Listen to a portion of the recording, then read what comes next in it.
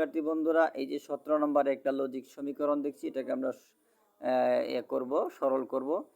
এখানে উপরে যেহেতু আমরা নট আছে, তাহলে আমাদের নটকে ভেঙতে হবে। এখানে যেহেতু আর এস টি, এটা তিনোটাই কিন্তু ইনটু, এই নটগুলো যদি আমি যে আর এস এর মাঝখানে, এস টি এর মাঝখানে এভাবে কেটে দেই, ভেঙে দেই, তাহলে ইনটুগুলো প্লাস হয়ে যাবে। এই দেখো ইনটুগুলো প্লাস হয়ে গেছে।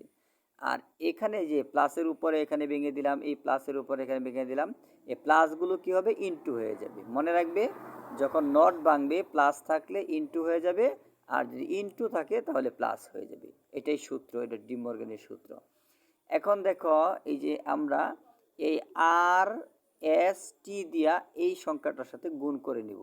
তো আর এস টি দিয়া আগে আর এর সাথে গুণ, এই যে আর নটের সাথে, এই যে আর এস টি, এই যে আর এস টি গুণ, পরে আবার আর এস টি দিয়া এস এর লগে গুণ, এই যে এস এর সাথে, এই যে আর এস টি গুণ, এই যে আর এস টি গুণ, পরে আবার আর এস টি দিয়া আবার টির সাথে গুণ, এই যে টি ইন্টু এই যে আর এস টি, গুণ করে দিলাম। অর্থাৎ এই তিনটা সংখ্যার সাথে এই সংখ্যাটা তিনবার গুণ হলো, একবার দুইবার তিনবার, একবার দুইবার তিনবার গুণ।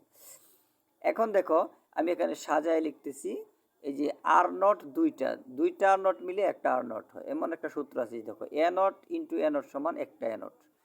তাহলে এই দেখো, দুইটা আর নট মিলে একটা আর নট, আর এস নট টি নট যেমনি আছে এমনি।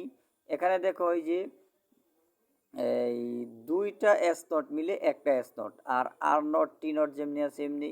আর এখানে দেখো টি নট দুইটা, এই যে টি নট দুইটা মিলে একটা টি নট, আর নট এস নট যেমনি আছে এমনি। এখন দেখো এখানে আর not S not T not, এটাও আর not S not T not, এটাও আর not S not T not, অর্থাৎ সবগুলো একটাই। এরকম যদি এই যে এ প্লাস এ মানে যতটা এ যোগ করো একটা এ হবে। তাহলে যতটি এখানে একটা দুইটা তিনটা, তিনোটা একরকম, তিনোটা একসাথে যোগ করলে একটা হবে। অর্থাৎ তিনটায় যোগ করে যদি একটা হয়, তাহলে এই তিনটা সংখ্যা যোগ করে যদি একই সংখ্যা থাকে তিনোটা, তাহলে একটা নিলে হয়। খুদা হাফেজ।